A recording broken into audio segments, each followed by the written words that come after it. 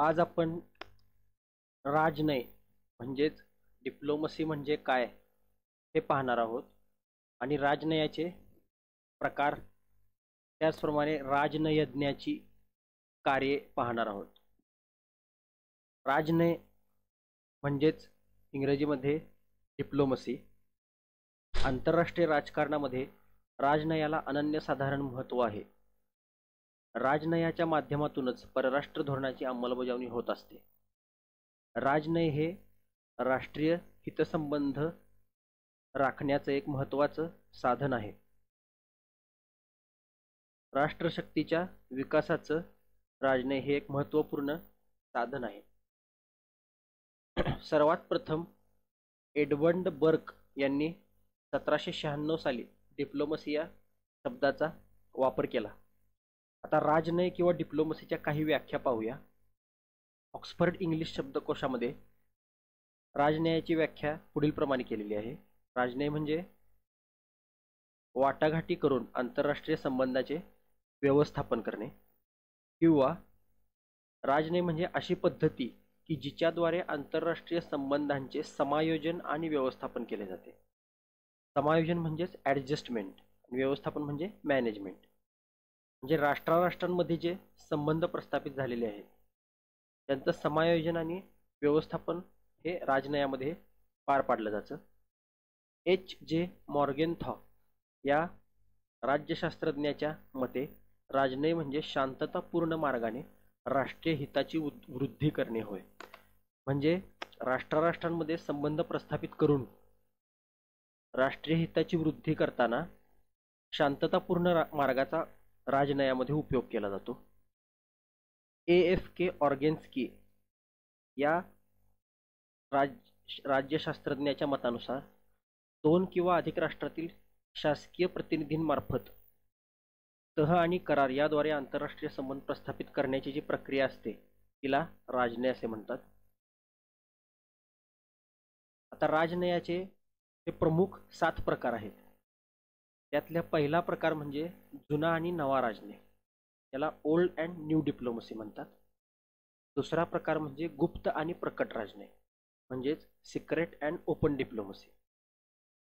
तिसरा प्रकार म्हणजे लोकतांत्रिक आणि एकपक्षीय किंवा सर्वंकष किंवा हुकुमशाही राजनय होय. लोकतांत्रिक म्हणजेच डेमोक्रॅटिक आणि एकपक्षीय म्हणजेच टोटॅलिटेरियन म्हणजे सर्वंकषशाही पद्धतीचा जो राजनय आहे तो. चौथा म्हणजे परिषद राजनय, डिप्लोमसी बाय कॉन्फरन्स. कॉन्फरन्स म्हणजेच परिषद. पाचव्या प्रकारचा राजनय म्हणजे संसदीय राजनय, ज्याला पार्लमेंटरी डिप्लोमसी म्हणतात. सहावा राजनय म्हणजे व्यक्तिगत किंवा शिखर राजनय, ज्याला पर्सनल ऑर समिट डिप्लोमसी म्हणतात. आणि सातव्या प्रकारचा राजनय म्हणजे प्रतिबंधात्मक राजनय म्हणजेच प्रिव्हेंटिव्ह डिप्लोमसी होय. आता जो पहिला प्रकार आहे जुना आणि नवा राजनय, त्यापैकी जुना राजनय म्हणजे काय हे थोडक्यात पाहूया. 19व्या आणि 18व्या शतकामध्ये किंवा त्यापूर्वीच्या काळामध्ये जो राजनय अस्तित्वात होता त्याला जुना राजनय असे म्हणतात. ह्याची 4 प्रमुख वैशिष्ट्ये आहेत. पहिलं म्हणजे सत्ता संतुलनवादी अथवा तडजोड वृत्तीचा राजनय. जो जुना राजनय होता त्याच्यामध्ये तडजोडीद्वारे 2 राष्ट्रांमध्ये शांतता प्रस्थापित केली जात असे. तडजोडीद्वारे 2 राष्ट्रांच्या सत्तेमध्ये संतुलन साधले जात असे. त्याचे दुसरे वैशिष्ट्य म्हणजे जुना राजनय हा राजघराण्याशी संबंधित होता, कारण जुन्या काळामध्ये राजेशाही अस्तित्वात होती, त्यामुळे राजनय हा साहजिकच राजघराण्याशी संबंधित होता. जुन्या राजनयामध्ये गुप्ततेला महत्त्व होतं. म्हणजे 2 राष्ट्र किंवा 2 राष्ट्रांचे प्रतिनिधी असतील किंवा राष्ट्रप्रमुख असतील, जेव्हा एकमेकांबरोबर तह करत करार करत त्यावेळेला ते गुप्त राखले जात असत. आणि चौथं वैशिष्ट्य म्हणजे राजेशाही जुन्या काळामध्ये अस्तित्वात असल्यामुळे जे राजदूत अथवा राजनयज्ञ नेमले जात असत ते साहजिकच राजघराण्याशी संबंधित असत. त्यामुळे राजा आपल्या विश्वासू जे लोक असत त्यांच्यामार्फतच राजनयाचं काम करत असे. आता नवा अथवा आधुनिक राजनयाची काही वैशिष्ट्ये बघूया. त्यातील पहिलं म्हणजे नवा राजनय हा प्रकट अथवा खुला राजनय आहे. म्हणजे यामध्ये जे इतर राष्ट्रांबरोबर संबंध प्रस्थापित केले जातात ते खुलेपणाने केले जातात, त्यामध्ये कोणतीही गुप्तता राखली जात नाही. दुसरं वैशिष्ट्य म्हणजे नवा राजनय आहे तो विश्वरूपी कार्यक्षेत्रामध्ये पसरलेला आहे. म्हणजेच जुना जो राजनय होता तो साधारणपणे केवळ युरोपपुरता मर्यादित होता, युरोप खंडापुरता. परंतु नवीन राजनय आहे त्यामध्ये जगातील जवळजवळ सर्वच राष्ट्र परस्परांशी संबंध ठेवतात. तिसरं वैशिष्ट्य म्हणजे प्रशिक्षित राजनयज्ञ. आता जुन्या राजनयामध्ये जे राजनयज्ञ होते ते राजघराण्याशी संबंधित असत आणि राजाच्या विश्वासातील लोक असत. परंतु नव्या राजनयामध्ये स्पर्धा परीक्षांद्वारे, मुलाखतीद्वारे, निरनिराळ्या चाचण्या वापरून राजनयज्ञांची नियुक्ती केली जाते आणि त्यांना प्रशिक्षण दिले जाते. चौथं वैशिष्ट्य म्हणजे लोकशाही शासन पद्धतीची स्वीकृती. आता नवा राजनय हा 20व्या शतकामध्ये पुढे आला, जेव्हा पहिल्या महायुद्धानंतर अमेरिकेचे त्या काळचे राष्ट्राध्यक्ष वुड्रो विल्सन यांनी 14 कलमं मांडली. त्यावेळेला नव्या राजनयाची सुरुवात झाली असे मानतात. साहजिकच नव्या राजनयाच्या काळामध्ये जगातील अनेक राष्ट्रांमध्ये लोकशाही शासन पद्धतीचा स्वीकार केलेला असल्यामुळे नवा राजनय हा लोकशाही पद्धतीचा राजनय आहे. म्हणजेच जे काही राजनयज्ञाचे निर्णय असतात त्याची पहिला मंत्रिमंडळामध्ये चर्चा होते, मग कायदेमंडळामध्ये सर्व खासदारांच्या समोर चर्चा होऊन निर्णय घेतला जातो आणि त्यानंतर त्याची अंमलबजावणी केली जाते. म्हणजेच नवीन राजनयावर लोकशाही शासन पद्धतीचा प्रभाव आहे. आता जो नवा राजनय आहे त्यामध्ये परराष्ट्र मंत्री, परराष्ट्र सचिव, राष्ट्रप्रमुख म्हणजेच पंतप्रधान अथवा राष्ट्राध्यक्ष, त्याच्यानंतर बऱ्याचदा इतर मंत्री म्हणजे परराष्ट्र मंत्री सोडून जे इतर मंत्री आहेत अशा सर्वांचा राजनयावर परिणाम झालेला आहे. दळणवळणाची साधनं वाढलेली आहेत, लोकशाही पद्धतीची स्वीकृती केलेली आहे. त्यामुळे साहजिकच पूर्वीच्या काळामध्ये जे राजनयज्ञाला महत्त्व होते ते आता कमी झालेलं आहे. म्हणजेच राजनयज्ञ पदाचे अवमूल्यन नव्या राजनयामध्ये घडून आलेले आहे.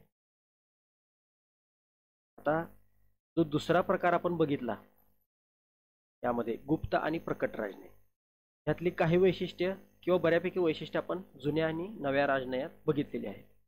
गुप्त राजनय हा जुन्या काळात होता, म्हणजेच जो जुना राजनय आहे तोच साधारणपणे गुप्त राजनय होता आणि जो नवीन राजनय आहे तो प्रकट राजनय आहे, तो आत्ताच्या काळातला राजनय आहे. आता तिसरा प्रकार म्हणजे लोकशाही राजनय किंवा लोकतांत्रिक राजनय आणि हुकुमशाही राजनय. त्यापैकी लोकतांत्रिक राजनयाची वैशिष्ट्ये पाहूया. त्यातलं पहिलं वैशिष्ट्य म्हणजे लोकतांत्रिक राजनयामध्ये लोकतंत्र अस्तित्वात असते, म्हणजेच लोकशाही अस्तित्वात असते. त्यामुळं राजनयाचं जे प्रकटीकरण आहे ते चर्चा अथवा वाटाघाटीद्वारे होतं.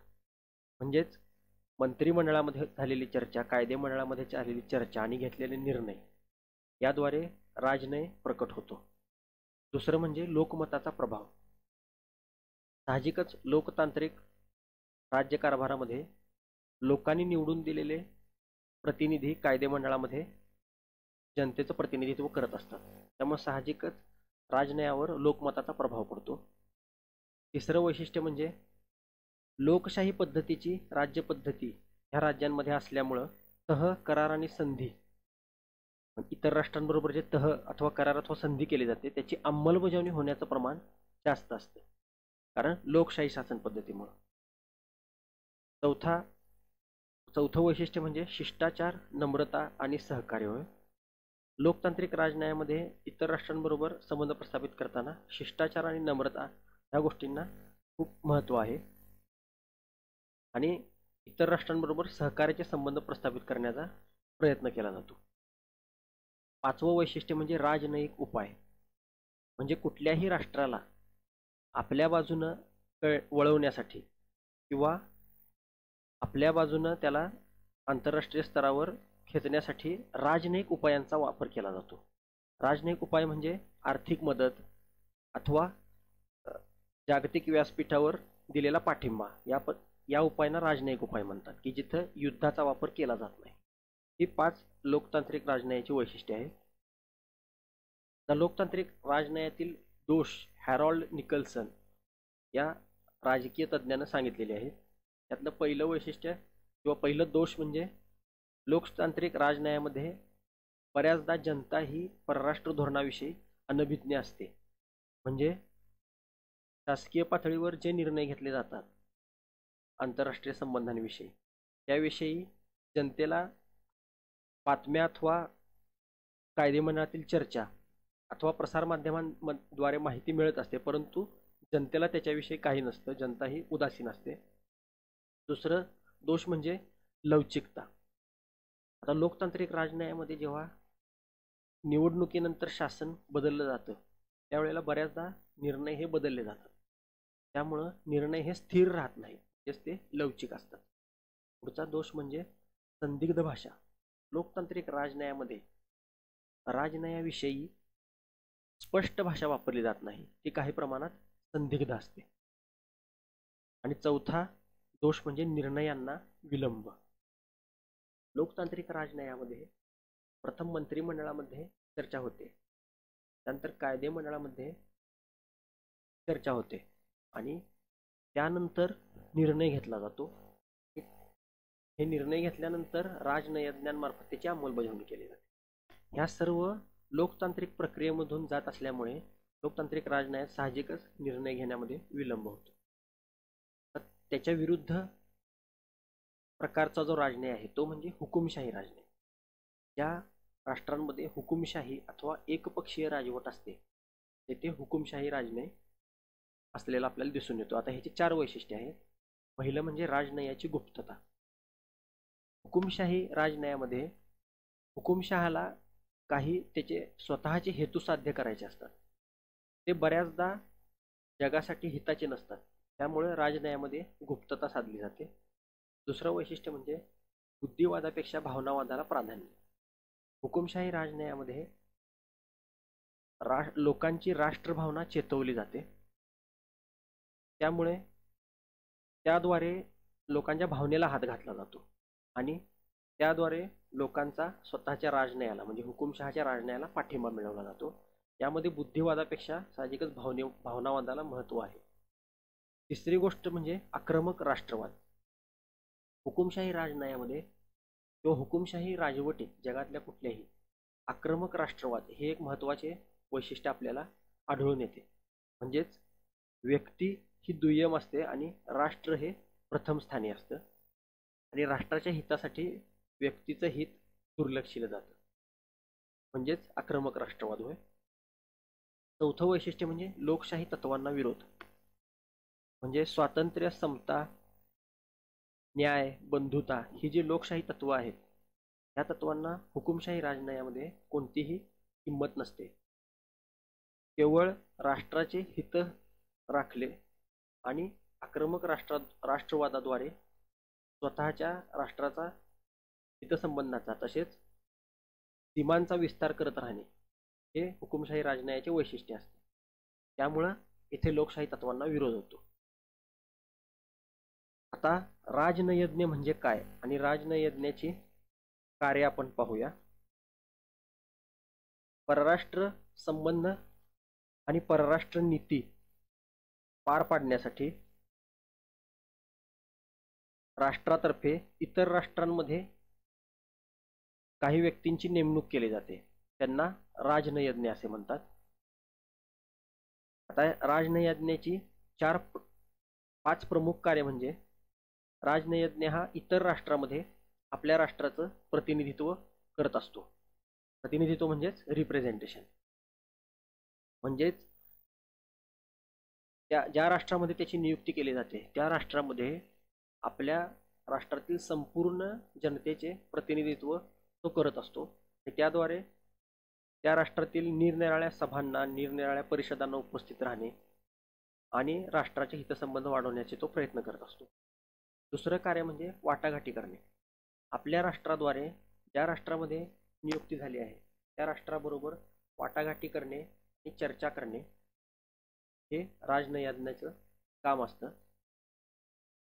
त्याचं पुढील काम म्हणजे ज्या राष्ट्रामध्ये नियुक्ती झालेली आहे त्या राष्ट्राच्या संबंधीचा जो काही अहवाल असेल, म्हणजे राष्ट्राची धोरणं, अंतर्गत धोरणं, परराष्ट्र धोरणं, त्या राष्ट्रामध्ये सध्या कशी राजकीय परिस्थिती आहे त्या संदर्भातलं अहवाल आपल्या राष्ट्राला सादर करणे हे राजनयज्ञाचं कार्य आहे. त्याचं पुढचं कार्य म्हणजे राष्ट्रीय हितसंबंधांचे संरक्षण करणे. ज्या राष्ट्रामध्ये राजनयज्ञाची नियुक्ती केली जाते त्या राष्ट्राबरोबर विविध करार करून, चर्चा करून